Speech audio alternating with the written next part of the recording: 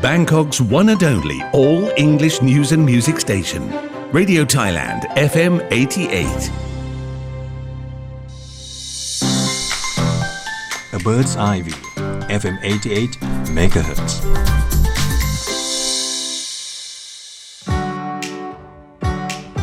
Hello and welcome to A Bird's Eye View on FM 88. My name is ym.talkwave, your host for the program, which is broadcast every day, Monday to Sunday, from 5 minutes past 5 p.m. to 6 p.m. Our program today is very pleased to present an interview with a Bhutanese citizen working in Thailand.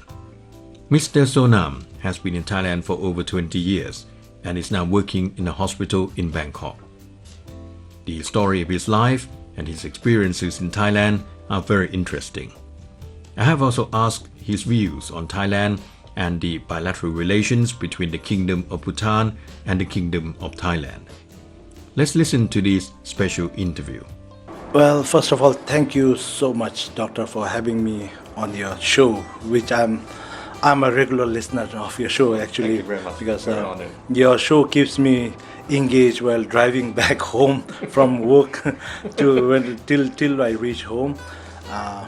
First of all, my name is Sonam. I'm popularly known as Camel in Bhutan, and at the moment I work with Phyathai 2 Hospital as a manager for the International Relations Center.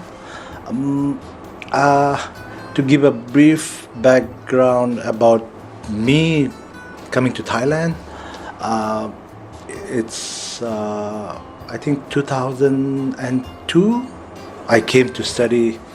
In 2002 I came to study in Thailand, but that also has another story behind it, because before I came to study in Thailand I was into table tennis. I was in national team for Bhutan.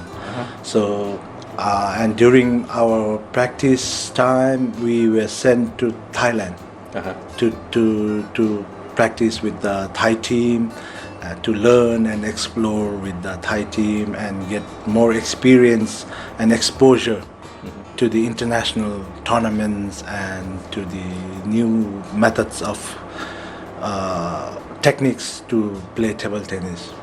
So that's the brief, but that's the process where I was going in and out in Thailand. But after some time, I wasn't doing well in studies, so I had to either choose table tennis or study.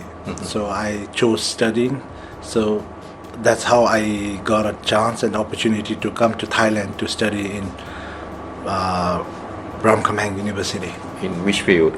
I actually multimedia journalism, but I landed up in working in medical.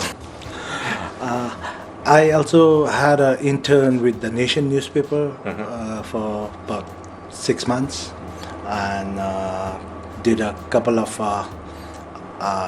radio jockeying for the local small things. And the best experience or the best days of my lives in Thailand, I think it was the student life, because that's where you're carefree and you can do whatever you want and you can go to class. So it was a great experience. The first time you came to Thailand, how did you feel at that time? Well, I would say culture shock. Culture shock, because we are people from the mountains, and especially for me, my first foreign trip was Thailand. And the place where I come from, Bhutan, now it has, the people are more exposed and they know more about the world. But those days, during my days, we only heard about Thailand. We heard about Bangkok. We have seen the pictures, but we couldn't feel. But the day I landed in Bangkok, it was a culture shock for me, because the culture is quite different from the one we used to adapt, and the one I had to adapt was different, because the way we greet each other, the way we respect each other, it's quite different because in Bhutan, until and unless the people is really elder, we don't really respect each other. We are more like a friends or something. But in Thailand, it's whether you're a friend or you're just father, your uncle, your like big post officer or something. There was respect in every level when you communicate. Was it taking long time before you can tune yourself to the way of Thai culture? Well, it took me about 2 months. I would say 2 months. I think it's for me it's quite fast to adapt because maybe the nature, because I'm so friendly and I get along with most of the people, and I choose to get into the group of Thai, not in the group of foreigners, because I wanted to learn the local language. That's how I landed up with the group of Thais, and it was the by the time I knew, I was already another local Thai guy from a Bhutanese guy.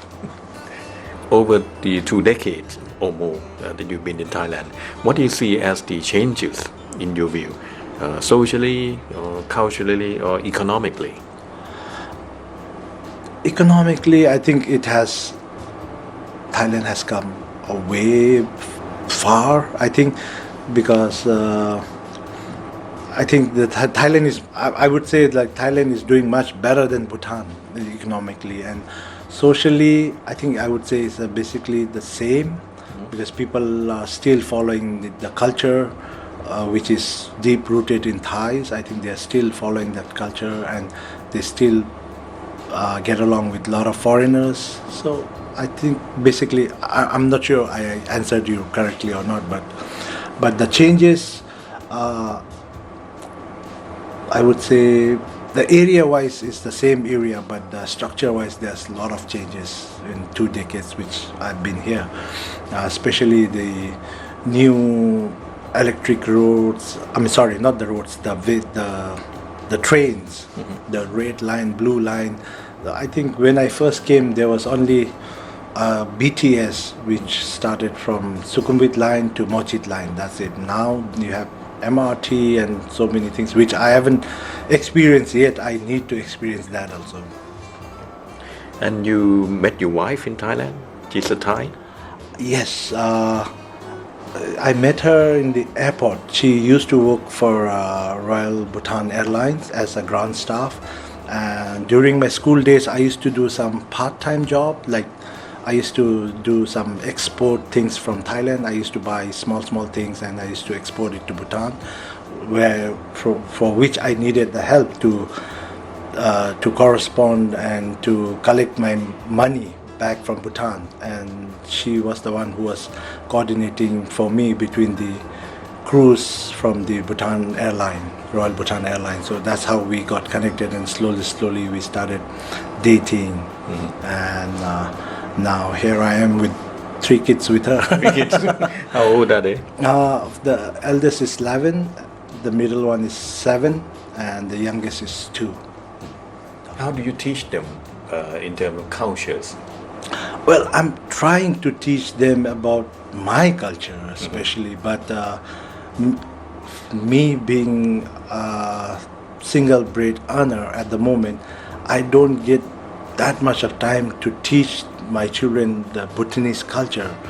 But since they go to bilingual school, when they were children, they were like small adolescents, not adolescents, when they were kids, they used to speak Bhutanese language, Dzongkha, they used to understand and all. But once they started going to that bilingual school, they forgot my culture, my language. They adapted Thai and English, so they speak more English and Thai, not the Bhutanese. But I'm trying my best to put my culture, a little bit of my culture in them. That's very good. And they had opportunities to visit the country? They have been flying with me. In fact, we go home every year. I take them back home, meet my my family, and I let them meet their cousins, and I also take them around the country where they can imagine, or maybe they can put it in a memory about the culture, what they have seen and all. But I've been taking them, and I want to take them every year so they can adapt. Because once they go back to Bhutan, if they know the culture and if they know the area, it would be comfortable for them to leave or to go there, even if they can't speak the local dialect. But in Bhutan, I think to communicate between each other, the English is the main bridge. So I think it's not a problem though. You're listening to the interview with Mr. Sonam, manager for the International Relations Center, Phyathai 2 Hospital. We'll return to the interview in just a moment, and this is A Bird's Eye View. You're listening to A Bird's Eye View with me, Yongyut Mayalap. Let's continue listening to the interview with Mr. Sonam, manager for the International Relations Center, Phyathai 2 Hospital. How do you see the bilateral relations between the Kingdom of Bhutan and the Kingdom of Thailand? How has it developed over the years? Relationship wise, I think it was started long time ago. I think about almost 30-40 years. I think there was a bilateral agreement or MOU, but it all started recent, I think, from the time when our present king, when he was a crown prince. So when he visited Thailand, that's how people started know about Bhutan, and they started taking interest on Bhutan. So from that time, I think the relationship is going stronger and stronger, and we are getting connected stronger and stronger between Thais and Bhutanese government. I think since we are same like a constitutional monarchy, we basically there is not much of a difference I see at the moment. But as a relationship wise, I think the two countries are doing much better than the rest of the countries which Bhutan and Thailand share relations, I think. How do you see the Bhutanese views on Thailand at the present time? I think those days was, I think, let me start with those days the Bhutanese, they would look Thailand as a business country.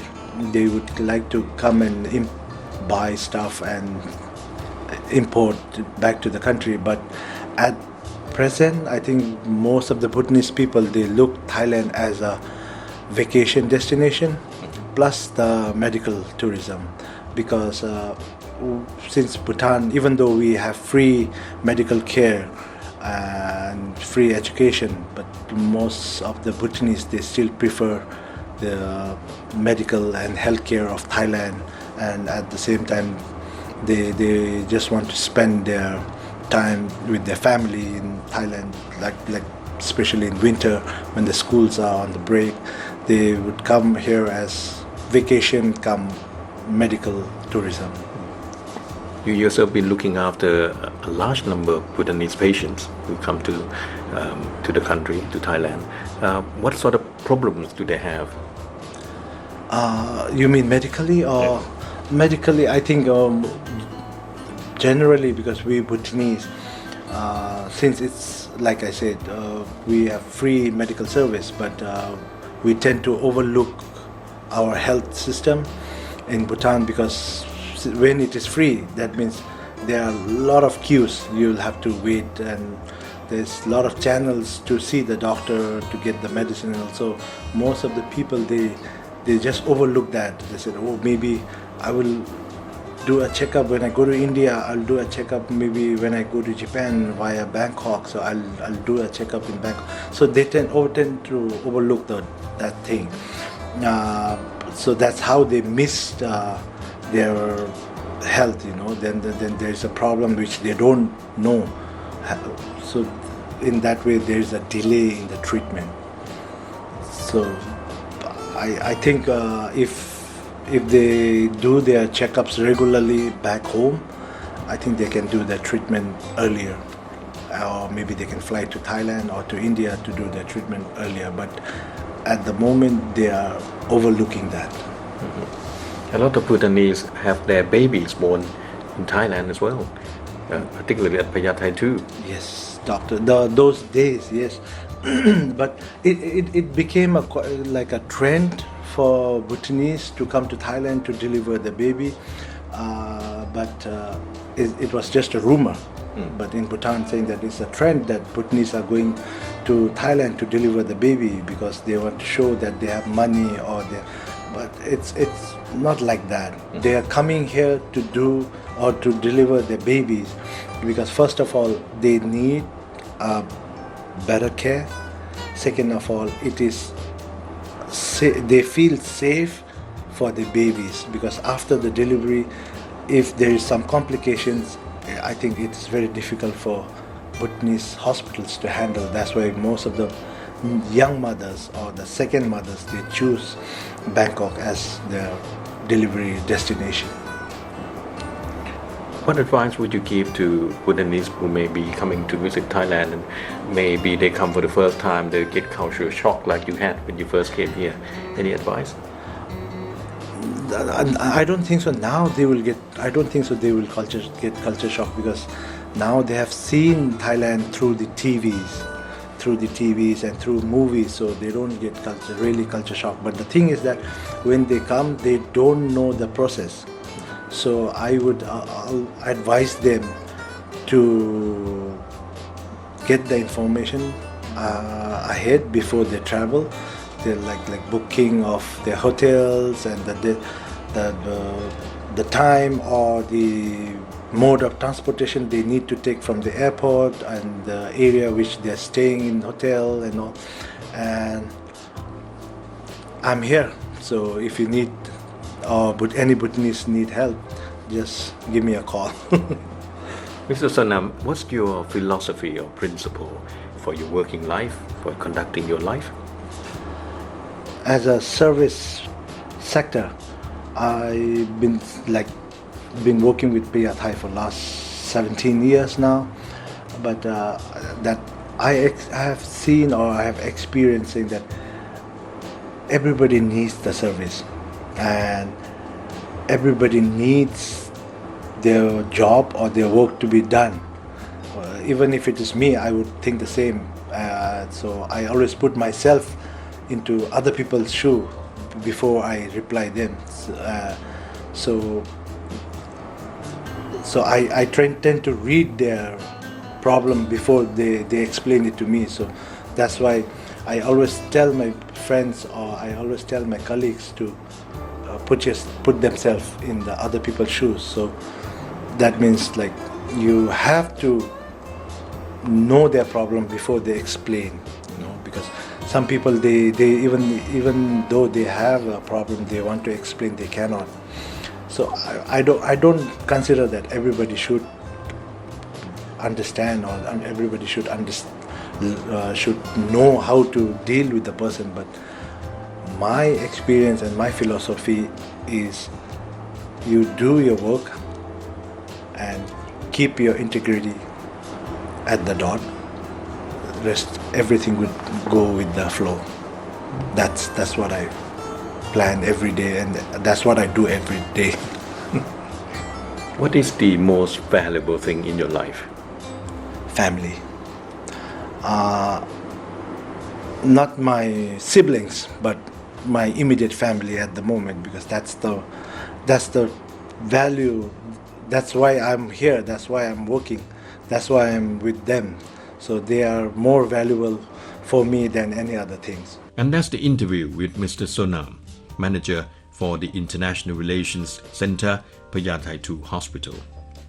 Our program production team and I would like to thank Mr. Sonam very much for kindly giving us this special interview. And this is A Bird's Eye View. A Bird's Eye View, FM 88 MHz.